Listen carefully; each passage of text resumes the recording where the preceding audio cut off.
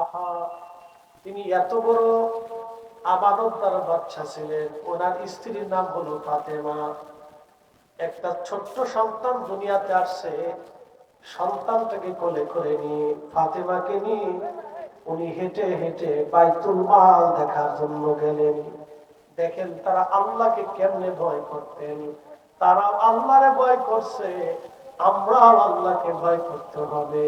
আল্লাহ বলে দিলেন, ইয়া আইয়ুহাল্লাযীনা আমানুত্তাকুল্লাহা হাক্কা তুকাতিহি ওয়া লা তামুতুন্না ইল্লা ওয়া আনতুম মুসলিমুন।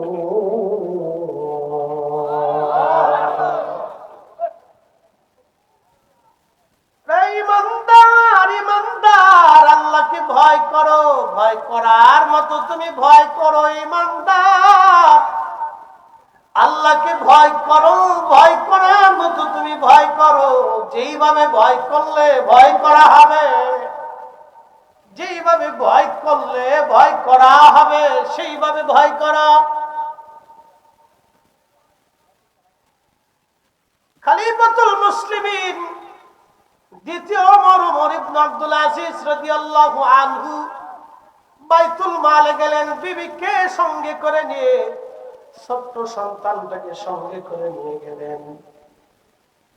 বাইতুল মালে অনেক সম্পদ আসছে, গম আসছে, জব আসছে, খেজুর আসছে, এরপরে আপনার আপেল আসছে, কমলা আসছে, লেবু আসছে, বিভিন্ন পণ্য সামগ্রী বাইতুল মালে যাকাত উসুল করার পরে মালগুলি আসছে।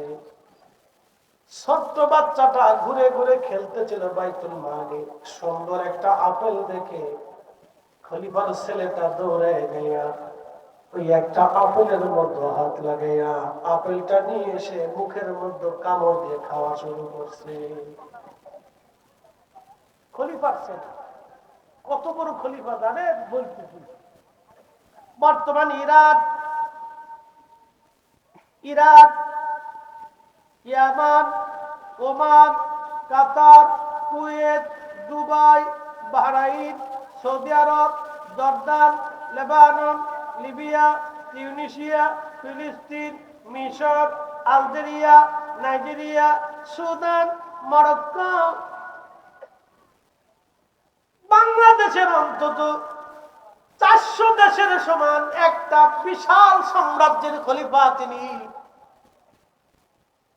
ছোট্ট বাচ্চাটা দৌড়াই দিয়ে ওনার আপেলের মধ্যে হাত দিছে, নিয়ে মুখের মধ্যে নিয়ে কামড় দিয়ে খাওয়া শুরু করলেন।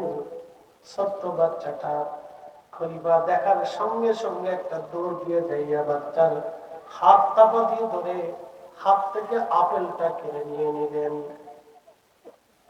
কেড়ে নিয়ে নেওয়ার পরে ছোট্ট বাচ্চা বাইতুল মালের আপেল খেয়ে ফেলেছে, সরকারি সম্পদ খাইছে, রাষ্ট্রের সম্পদ খেয়ে ফেলছে।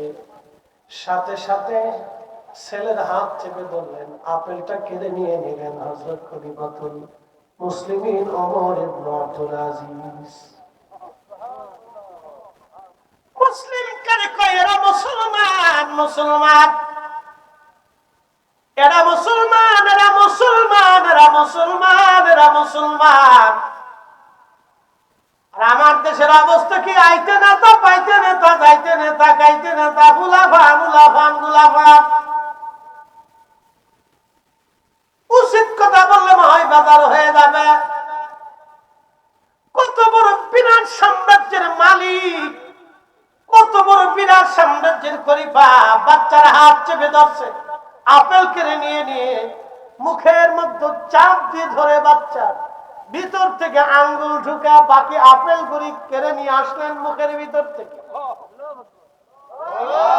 ধরে ধরে ধরে ধরে বলে, আরো জোরে বলে, এরা মুসলিম, এরা মুসলমান ছিল। মুখের ভিতর থেকে সমস্ত আপেল গুলি কেড়ে নিয়ে চলে আসছে। ছেলেটা চিৎকার মেরে কেঁদে উঠলো। ছোট্ট বাচ্চাও তো বুঝে নাই বাবা কি করে, কেঁদে উঠছে। স্ত্রী ফাতেমা দৌড়ায় গিয়ে বাচ্চাকে কোলে নিয়ে বললেন, স্বামী আমার, এতটুকুন বাচ্চাও তো বুঝে নাই ও আর নিজের আপেল না বাইতুল মালের আপেল, বাচ্চাটা তো চিনে না, স্বামী আমার অনেক কষ্ট না দিলেও তো পারতে। একটা আপেল কামড় দিয়ে খাইলে এমন কি ক্ষতি আপনার হবে? বাইতুল মালের এমন কি সম্পদ তার নষ্ট হয়ে যাবে বলেন? ওমর ইবনে আব্দুল আজিজ ডাক দেখে, বিবি রে, এই আপেল তো আমার না, এটা বাইতুল মালের জনগণের সম্পদ। আমি জনগণের পাহারাদার, আমি রাষ্ট্রের মালিক। এই সম্পদ হচ্ছে এই রাষ্ট্রের জনগণের সম্পদ।